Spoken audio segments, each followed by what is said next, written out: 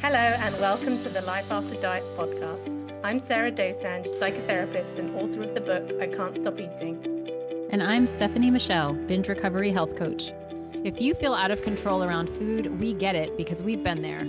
Thank you for joining our conversations about how to make peace with food and feel more comfortable in our bodies. Now on to this week's episode. A highly sensitive person is an individual who is thought to have an increased or deeper central nervous system sensitivity to physical, emotional, or social stimuli. Discuss. Well, first of all, I think I said simuli, not stimuli. I didn't catch it, okay, but somebody did. So yeah, it's good you clarified. That's why I need to say it, because somebody would hear that and go, she just said stimuli. Does she think it's stimuli? Yeah. Stimuli. It's amazing how many things like you like people pick up on things. So discuss, right? So first of all, this is a theory. It's not like a blood test you take, right? But to figure out if you have this more sensitive nervous system. But I have found this whole concept of HSPs to be really, it has been such a route towards compassion for the self, because it explains a lot of things. It offers an explanation for behaviors and feelings that have potentially been pathologized. Because it's only 20%, the estimation is 20% of the population is a highly sensitive person. And so it's not very well understood. And so, I mean, I think that what I heard the most, like growing up, I'm not going to tell you what I score yet. We'll discuss that. But growing up, I was dubbed too sensitive. That was a big, big word. At times dramatic as well. But that sensitivity was something that I took to be a criticism, and was. I mean, it was really delivered as like, what's wrong with you? You're too sensitive. You're too sensitive. And this theory helped me put that in its place to understand, why am I so darn sensitive? Like, why? It offered me a whole new landscape with which to understand myself and to offer myself compassion for being a certain way. Interesting. You said only 20% of the population fall into this category. When I read it affecting 20% of the population, I was like, wow, this is bigger than I thought. Which probably shows which side of the experience fence I'm on. That came a lot in the reading in preparation for this episode, was being told that you're too sensitive and being told that you shouldn't think so much, because there's often a depth of thinking that goes behind trying to understand your experience as well. So if we're talking about this in the most general terms, a highly sensitive person is someone who's going to feel very deeply as well from an emotional perspective, and really affected by stimulus. And important to make the difference as well between introversion and highly sensitive, because introversion, it's more of the social stimuli that is overwhelming, whereas highly sensitive, it's the sounds and the environment, smells. Do you relate to that side of it as well? So when I was reading about highly sensitive people, that consideration really struck me, because I started to question, am I an introvert or am I just highly sensitive? Because I always associate introversion with my need to withdraw and restore, and going into a room, like after being around things, I need to withdraw. I need to come back to, be alone for a while. But I think it might not be people and more stimulation. You know what I mean? So that it was a different lens, because I have felt like there's things about introversion that I don't relate to. Like I can really get a lot of energy from being with people. A lot of energy from that to a certain point, and then I need to stop.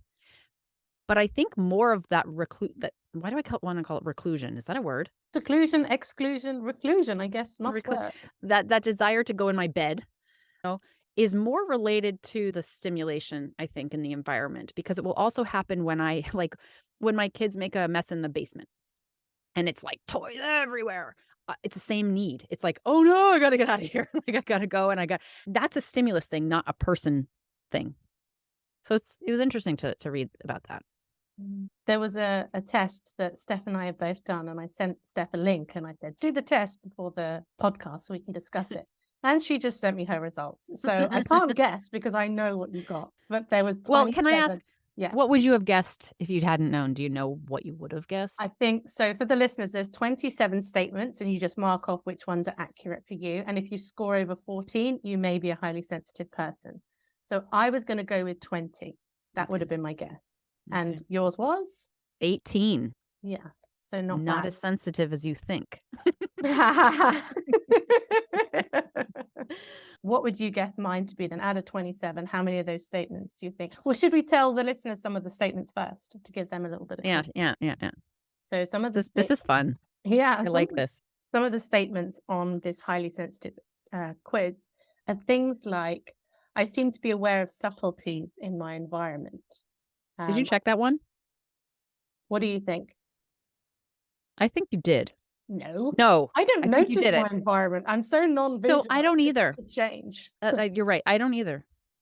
So subtleties. It's not to say I'm not impacted by my environment. I am, but subtleties and those kinds of things, not so much. Same. I'm deeply moved by the arts or music. No, that's not for you. No. But it is for me. I think there's something lovely about that, though. And I think this is the important thing when we're talking about this. There can be these advantages and these other experiences that you're going to have if you identify as being a highly sensitive person on that end. I'm jealous of people who can look at a painting and feel moved. I'll look at a painting and go, that's pretty. I don't know anything else. Do you know, there's a book called Bittersweet by Susan Cain, and she talks about this, especially as it comes to the arts. With music is how she got into writing the book. It's both. It is bitter and it's sweet, because there's a part of me that's like, when I watch a movie or listen to music, it connects you to something like beyond yourself, right? Like you feel this surge of, I don't know how to, it is one of my favorite feelings in the world. Even when it's sad, even when it's like a sad, sad song that it moves me so much, I will play it over and over and over again just to feel sadder. Like it is so something. I can't tell. I could tell. This is one of my favorite parts about life. But it also makes you incredibly sad. Well, stop playing it then. No, because it's so beautiful. It's this bittersweetness. It's like, it's so heartbreaking that it's beautiful. And I think music is my biggest portal of access into that. It's such a juxtaposition. My mom used to say to me, why do you depress yourself? She said, you insist on your own depression, this is why. But it's because it was tapping into something that I felt I could not in any other way. It's beyond words. It just floods you. But it can be a disadvantage, because if you're raised by parents who don't understand it, I think that you really feel like, what's wrong with me? Why am I so ridiculous? Well, there are 3 contributing factors, they think, to developing into or being a highly sensitive person, and that genetics play a role. The second one was having parents that invalidated your feelings is a real predictor for becoming much more sensitive to them. Yes, and trauma is a predictor, right? So it will sense it. So your nervous system can be sensitized, or desensitized. I mean, I think it goes both ways probably, but it's not necessarily a genetic code the way like brown eyes are. It can be influenced. I think it can be influenced the other way too, because I think I would have scored higher on this if you'd given it to me when I was like 20. Yeah. So how many of the 27 do you think I tipped? 14. Really? Yeah. 5. I think I'm what you might call an insensitive person. They have to come up with a whole new genre of people. Yeah, which makes me just not sound like a nice person. I'm just so insensitive. I'm curious now to what your 5 are. Yeah, I can tell you what my 5 are. So, you know them? Okay. I do, yeah. I've got the test in front of me, and there's only 5 to look at. Other people's moods affect me. I ticked that one. Yeah. But I that one annoyed me a bit, because I felt like, as we mentioned briefly before we started recording, that is something that would affect most people, unless you are just cut off from empathy. I think there's a difference between the intensity of that. So a mood will affect you, but I feel like there's a difference between you becoming the emotion itself. I really have had to work hard on differentiating between, oh, that's they're feeling that. I'm not. Like that's theirs. And I completely take it on and I think it's me. But I think that's different than having an awareness that you're being maybe pulled down. You know what I'm saying? Does it feel, do you take it on? And No, how, I don't. And how much? And I agree, because if the statement had said other people's moods affect me a lot or greatly affect me, I wouldn't have ticked it. But, you know, quite a literal think there. I can't say people's moods don't affect me because they do. Yeah, I think it's about the intensity to which they do and how much you can separate from them. So the next one that I ticked, I really didn't want to tick, but I had to tick. I had to be honest, because it's only really something I have admitted to myself in the last year. And that is that I tend to be very sensitive to pain. I think I have a really low pain threshold for physical pain. I have judgments, the internal judgments, that I would never judge anybody else that way, of course. But I judge myself because, I don't know, I used to say that I had a high pain threshold, but I don't. Did it shift or did your perception of it shift?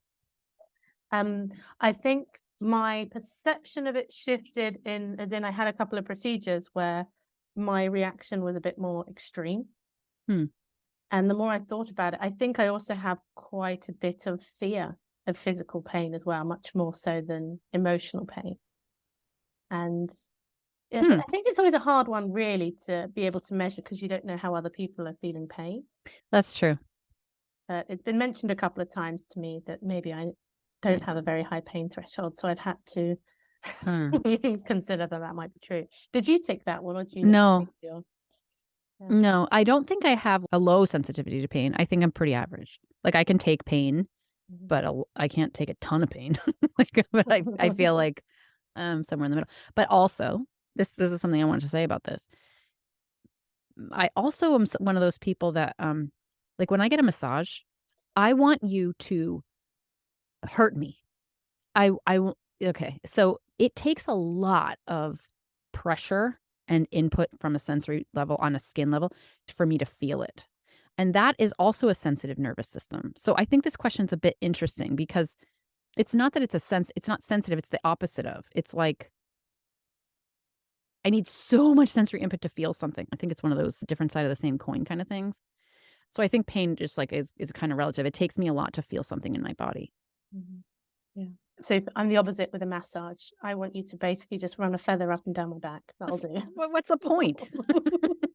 Because it feels relaxing. I know it's not actually necessarily stretching the fibers of the muscles or whatever it is that happens during the massage.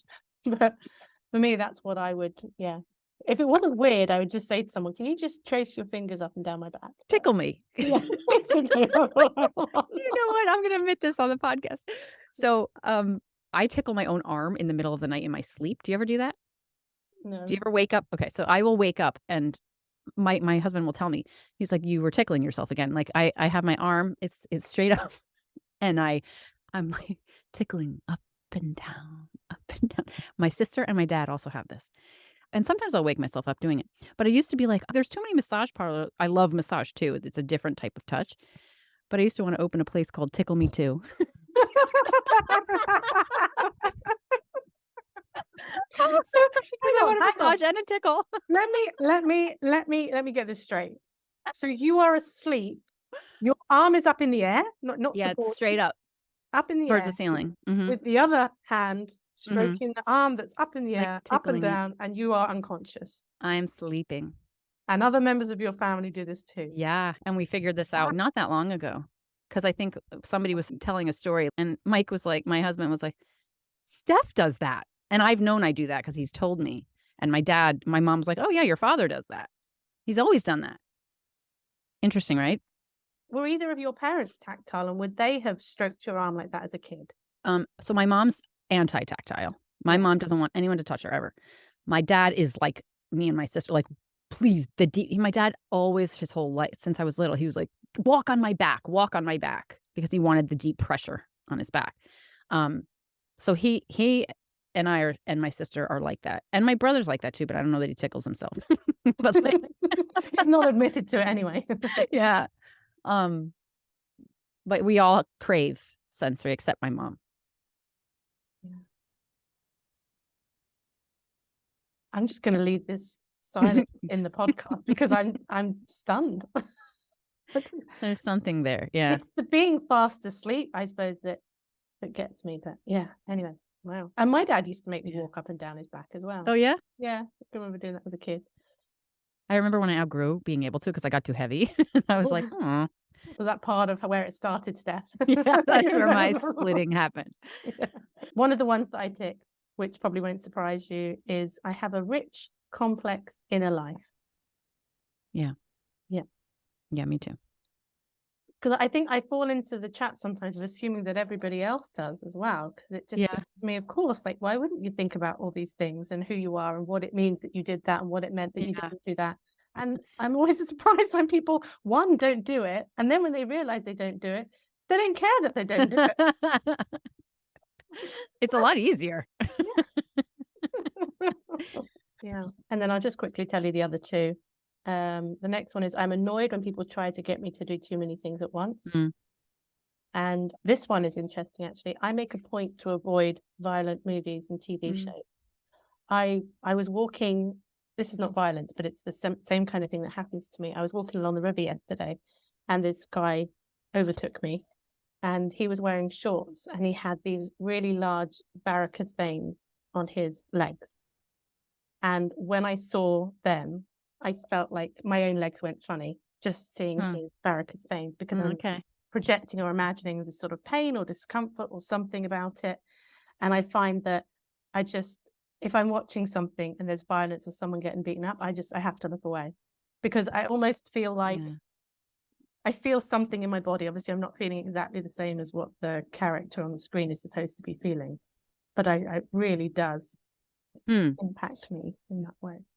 What about, so any kind of pain? I think so. I think, maybe. I hadn't thought about it quite like that, but violence especially because there's just something that's a little bit more sickening about violence. I couldn't do the whole Squid Games thing. For me, it's the opposite. It's like physical pain I can watch. Emotional pain I'll avoid. I don't like watching the news because it's always like there's so much depressing. You know what I mean? So I'd rather read it because it doesn't hit me the same way versus watch it. That I can't handle. I was getting my hair cut the other day and the girl who cuts my hair was telling me the story about this family nearby here that I'm not going to relay the story, but I was like, please stop talking. I didn't want her to tell me anymore. Yeah. I mean, the same as in I don't watch the news for very similar reasons. Did you ever watch that Netflix series about Jeffrey Dahmer that everyone was going on? No way, because that's fear. I don't want any to touch fear. No. So it's not something I ever would have watched on my own, but I had a friend staying with me and we thought we would try it. When I originally turned it on, I thought it was a documentary because I'd heard about it. No, it's a dramatization. Oh. It's acting.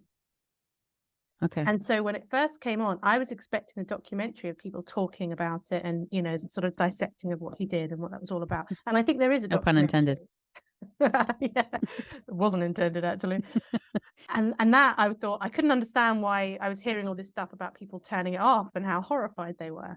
As soon as it started playing and I realized it was a dramatization, I was like, oh, I don't think I want to watch this. Yeah.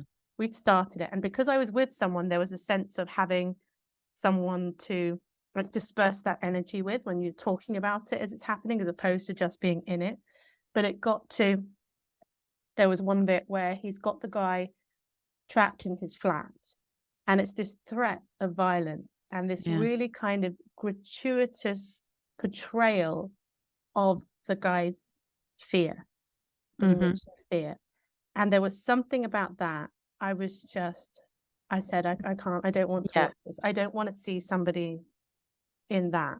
And that hadn't even become violent. It was a threat of violence at that. And I turned it off.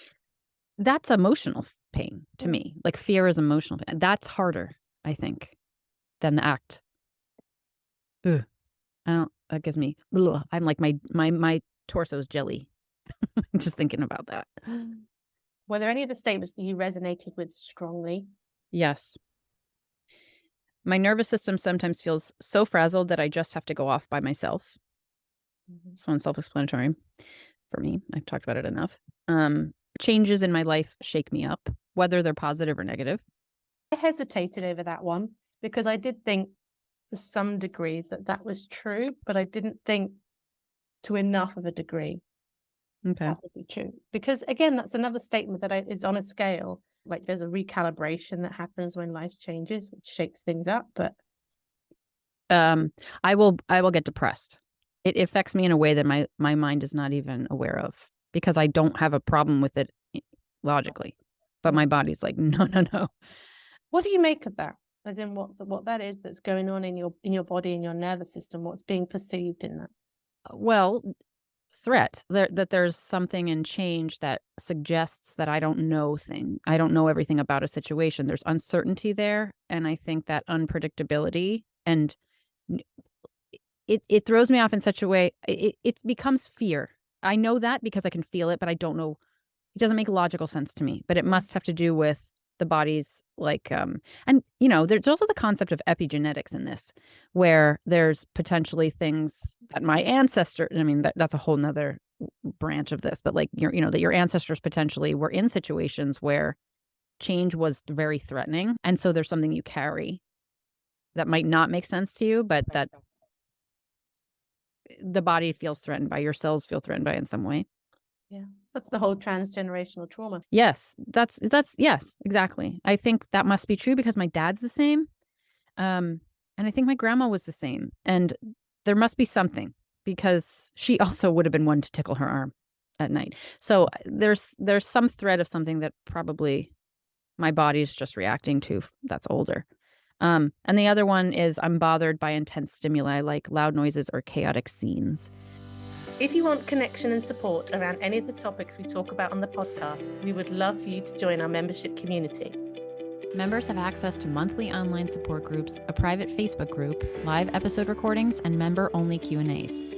If you would like to join us, please head to lifeafterdietspodcast.com/community. Now let's get back to the episode. Well, with the changes then, and that fear response to change, do you think, or how do you think that would have been showing up around a changing body, for example, or when you're trying to change your relationship with food, when you're trying to create change for yourself? With my body, I can answer that question faster. So where my body would change, especially where you look at a photograph of yourself or look in the mirror and because I avoided those things. And so when I would see my body in an image and be alerted to the change, because in my mental model of what I looked like was different from what I saw. And when I saw that, to me, it was like, oh my God, something's different. Something's different. And in that difference, there is threat. But that's also like provable. I mean, because of the social threats, right? And the way that our culture really does suggest that having a body change towards gaining weight is bad and will threaten your safety or your belonging or even your ability to shop for clothes. So there's a real threat as well as the perceived threat, I think, when your body changes towards weight gain. It's interesting though, because it doesn't necessarily happen the other way. That isn't true, actually. So when my body would lose weight, I also would have a fear response. This might be worth mentioning because there was a time when I was restricting to a degree where I was like so disconnected from myself, and I was willing to put myself in I was willing to take laxatives and destroy my stomach. I was willing to vomit. I remember taking mail order ephedra. Remember the stimulant from, and I ordered it from, I don't even know where. I don't even know how I found it. It must have been like a magazine order. And it arrived in these random plastic bags in my mailbox. And it was clearly like made in someone's house. I don't know what it was taking, but I was willing to do stuff like that in the name of weight loss. But I think my body, when I would lose weight, would perceive that as like, oh, we're going there again. And then I would usually binge. I mean, I was probably binging from the restriction, but also I think there was a fear about that. So I think there has been evidence of when your body changes, there's something attached to that to worry about in either direction. Mm-hmm. The other one that I related to was I'm bothered by chaotic scenes, like I described with like things around. That's why my refrigerator's so neat. Truly. There is something about chaos in my environment that really, really unsettles me. I think I can cope with a bit of chaos. I think I prefer not to have it, but it doesn't bother me. I'm looking around my room now and my coat's still on the sofa. I'll look at that later and I'll be like, I'll go and hang it up because it will bother me later. But now I've looked at it. Well, now I'm thinking about it and it is bothering me. Can I just go and hang my coat Yes, up? go ahead. Yeah, it's affected my motherhood actually, because my children are just being kids, right? And they, it's good for them to just to be creative. When they're creative, they'll put paper, tape, glue, scissors, all these things around because they're making something or making a fort or whatever it is. And it makes me so upset inside. And it's really hard for me. I've had to very consciously talk myself down or leave for a day or two to go to London, to just remove myself. And my husband knows this, and luckily he's very understanding. And he's like it's all right. I'll watch them for a while because it's very hard for me. And it sounds ridiculous. I can understand why it sounds so ridiculous, but it really is doing something to me in a body level that's making me feel really, really unsettled. I think you are talking to something that's quite important actually for people to hear if they consider themselves to be a highly sensitive person. And that is the sense of irrationality that comes along with it. Because we live in this very rational world that's saying, your mother and your kids are just creating and having fun. Like, what's wrong with you? Like, why are you reacting like this? Those are the kinds of messages you're having younger. Well, not being told that you're a mother, but you're having that kind of dismissal. That what happens is people continue to dismiss their own experiences. There isn't exactly. I want to say like respect or honoring of their feelings, because our feelings haven't been respected and honored if you fall into this. And so I love hearing you talk about it in that way, where you're going, I know it's not rational, but this is how I'm taking care of myself. There's an acknowledgement of this doesn't stand up to rational scrutiny, but this is how my nervous system is working. This is what's going on. And if you don't fight that, surely then that's when it's easier for you to come back to a bit of a sense of balance and calmness again. Yes. And growing up, it was very much invalidated.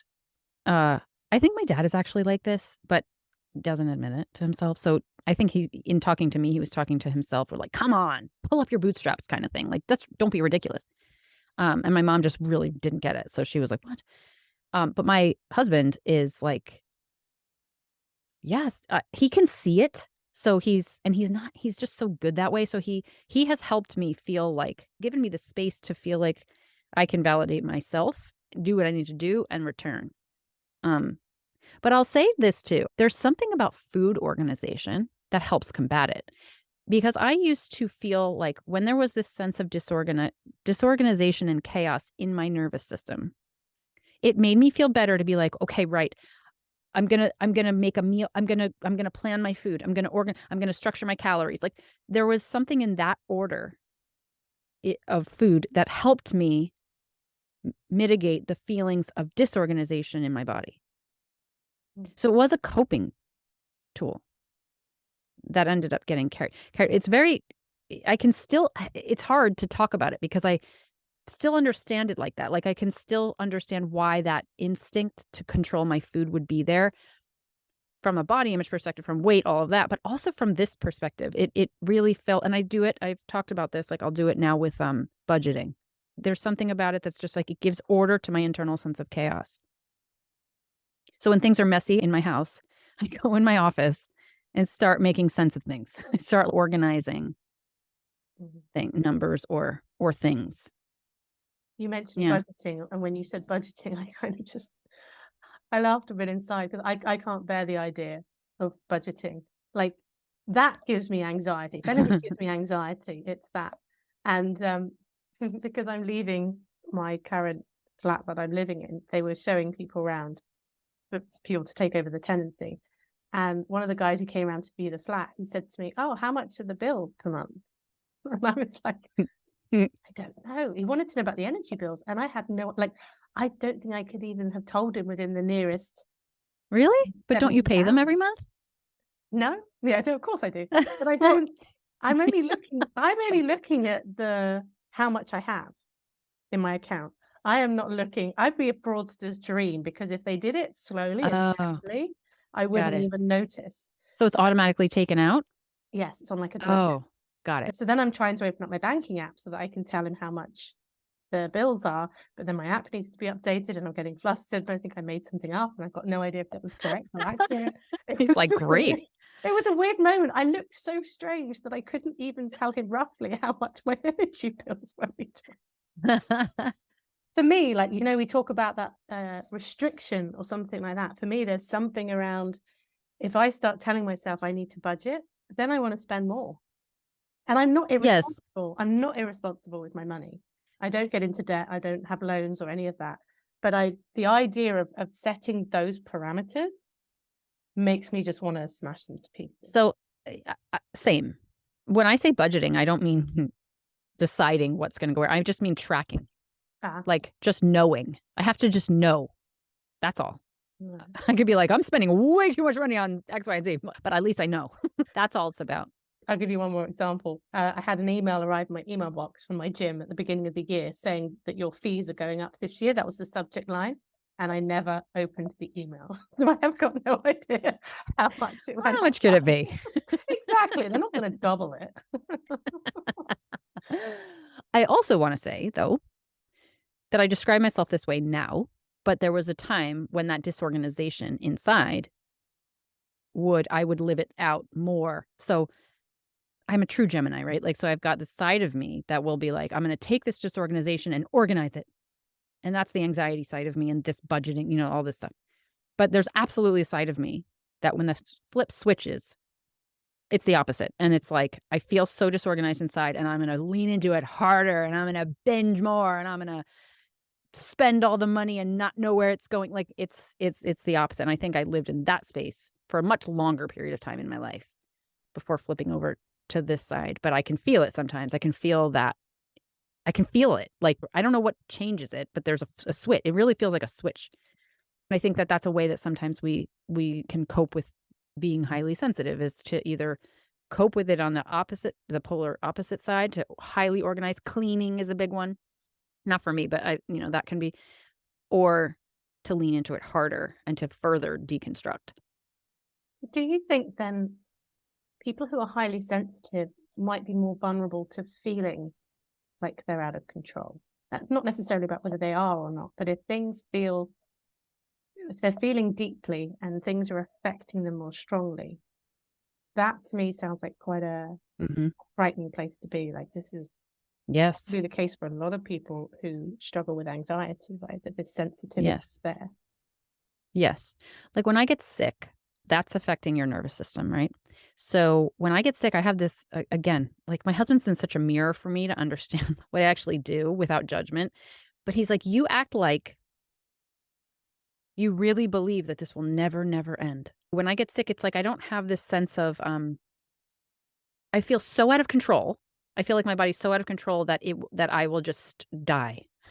Not really die, but it's like that. I don't have a sense of, this is okay, I just manage this and then it will pass. Like, there's not that. It's like the feeling really convinces me of something and I'm inside of it so much that I can't see anything else.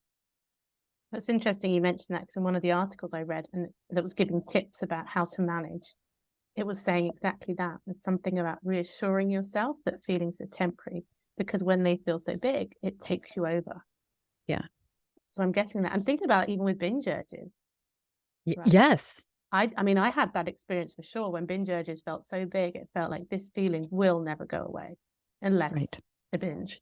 Yes. And it wasn't until I could introduce some doubt to that I could get a bit more clarity about what was actually going on with different kinds of urges. But that's hard, though, because even as I think about it, I absolutely would relate it to binge urge. It's the same feeling, but logic doesn't necessarily intercept that sensitivity in the system. I know it too. And I think in a binge situation or a sick or whatever it is, like there is a logic that can help, but it doesn't feel true. And I think that's why it's difficult. I think that's why the judgment comes in, because you're like, I know, why am I behaving this way? Why am I so bought into this idea that I'm dying or I can't live without food? I know that I can. And yet I don't do it. And I think it's important to differentiate between your knowing and your feeling. That your feelings could really be convincing you of something that supersedes your logic. Logic can help, and I think we need it, but it's not the same. and it's a different pathway, and it's a different way of your body receiving communication. So if your sensitivity is very high, it's going to be louder potentially than your logic. Well, that's a really good point. What would you say to people who think of themselves as highly sensitive and struggling to manage that because it feels like it's just seeping into everything, that their relationships and their relationship with food and body and all of that? I honestly think, in even just talking this through in this conversation, that one of the most potent things that I'm realizing that has helped me is having compassion for it and understanding it, and having someone in my life who also doesn't judge it. So reading the books on it, researching this a bit and knowing where you might find the support, because I think if you're condemning yourself and not understanding where it's coming from, it's really easy to sit in shame. And that, as we know, fuels so much disorder. So to at least be able to deconstruct that part, I think is first before the tools to use. And because in order for me to, for example, allow myself the space of, I'm feeling really overwhelmed in my system, I got to take a break. I have to feel like I deserve the break, or I have to feel like it makes sense to me why I need this, instead of sitting there like, why are you being so weird? Why these are your children? There's some kind of understanding you have to have with yourself and compassion in that way to be able to offer yourself the tools in the first place. I think of that enormous relief of knowing, oh, there's a lot of other people who feel like this as well, who process the world in a similar way. It's not me. Because if you're surrounded by people who don't get it and who have invalidated your reactions, you're going to develop that sense of this is just me. I'm the one who just overreacts, and I'm oversensitive, and there's something wrong with me. And that, I think, kind of precedes exactly what you're saying, might make it a bit more possible to have some compassion. Yeah. I have a client who has she's since graduated. How would you say that? She told me this story of when she was like 7, and she was moved by this piece of music. And she started to cry. And she would then, after that, like, she remembers thinking about her place in the world, and she was telling me this story, and I was like, yeah. And I shared with her the story of when I remember being in my parents' bathroom, and I was remembering how small we are as humans. And it was the first time she'd ever shared it with someone who was like, yeah, me too. And when we finished 9 months later working together. And when she was filling out the feedback form, one of the things she cited, she said, you helped normalize. I've never met anyone who had this experience at such a young age, because in her home, it was, she was really berated for it. It was a big problem growing up sensitive in her family. So that piece, I think we underestimate how not feeling alone, how powerful that really is. And when these things are actually being studied and written about, and we have access to so much more information now, that it can really help to realize that you're 20% of the population is quite a lot, Yeah. I'm also thinking, and I'd be interested in your thoughts on this, that perhaps at the more sensitive end of the spectrum, food could be used as a way to de-stimulate, to bring yourself down. And you've talked about it that way. For me, very much feel like it's the other way around. Food for me was a stimulation. It was something to make me feel more stimulated, because I think there were times I could relate more to feeling understimulated than overstimulated. Yeah. I think that's a huge, thank you for bringing it up. Yes, the role of food with your nervous system, with stimulating up or down. And I think it makes sense. It's such a resource for that. Because I've sometimes thought of myself as just not being observant in terms of stimulus or stimuli in my environment, because I can remember years ago an ex playing the drums, and I was just sitting in the same room reading a book while he was having his drums practice, and I could just block it out. And I was sitting here also thinking about how I don't notice background music if it's there or not. And I was sitting here thinking, do they play music in coat? Like, I go to coat all the time, and I don't even know if they play background music or not. You've been once. Yeah. I don't remember. I don't notice things in my environment like that either. Oh, okay. I will screen a lot of those things out. Because that's, I suppose, part of what I thought. I was assuming it was harder to screen things out like that. That's why it's confusing, because there's some things that I'm completely not. I'm just like you in that. Like, I won't notice those things. Yeah. And I can screen out drums, but not children. It's a different pitch. I can't tune out a screeching child. That's for sure. Okay. It's It's probably like a human thing. That's an evolutionary thing, isn't it? But I've got a friend of mine, she's recently been diagnosed as being autistic. And she was describing, we were walking through London together to a really busy patch. She was telling me how the stimulus was for her, people walking past and like voices and conversations and noise and bustle. And all of that was just really jarring for her in her nervous system. Whereas all that kind of stuff, for me, Yes. I love it. I almost find it calming. Yes. Around activity and that bustle and people. It's like the white noise of it. Mm-hmm. Yes. I agree. I'm like that as well. But a lot of the people I work with who have CPTSD, this is a big thing. Fibromyalgia is another one where these sensitivities are extremely high. But not for me. So I don't know what the differences are. There must be obviously different ways of being, why and the different constellation of factors that affect you. And I don't know. I don't have an answer. So what would you want insensitive people like me to understand about sensitive people? But what do we need to know in order to be better supported? Because some people might be listening to this and think, oh, I think my partner might be highly sensitive. What is it you need from people in your environment? Understanding. I think it's that. It's like understanding that it's not. What comes to mind is this idea that it's an excuse to not do something or not be present or to not participate or something like that. And it's truly coming from something deeper.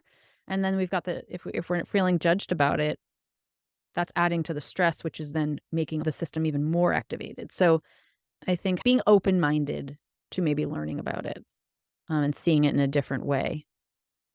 Mm-hmm. And I think it's space. I think so much of it is space, like offering the person some space. So what about rationalizing then? Because you've said that your rational mind can know one thing, but your nervous system, your feeling response is telling you something else.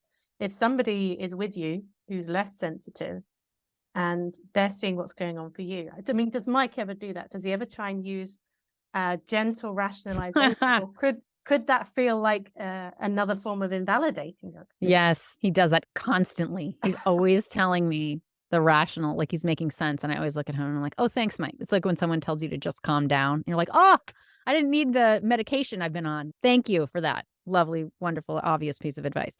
That is helpful though, to some degree. It's helpful to see the difference because it can feel so real that you're like, oh, that isn't actually a reality necessarily. So there is a part of it that's helpful. But I think mostly it's in a situation where your nervous system is so up, you need to feel safe. So having somebody to help you feel safe is, I think, the most important thing. And that can be done without words. So that can be done with a hug or just being near. That's for me, like the big, when he's near, sometimes that calms me down. I don't feel alone because feeling alone is fearful. And also like, I feel like, I don't want to make this like a partnership thing, but he'll take on some tasks in the house that activate me and I have different roles. And so things that don't bother him, like he'll help clean up the crafts where, I'm like, so sort of like divvying up things based on personality as well. What do you think Mike would score on the HSP test? 5. Can you get him to do it and let me know? And maybe we'll chuck it in the show notes below if anybody else cares. I'm interested. Other people who haven't read Mike. He'd be low. He'd be low. Yeah. I feel like it's competition now. I don't want him to. If he gets a 6, I'm happy with that. Okay. I won't give him any context. I'll just send him the quiz and say, let me know what you get. Yeah. Okay. All right. That was fun. It was fun. Yeah. All right. Are we done? We're done. See you all next time. Yeah, that was very abrupt. Our beginning was really abrupt and then our ending was really abrupt. It's like we're not fluffing it today. Just getting to it. Another one to record. Okay, bye. Okay, bye.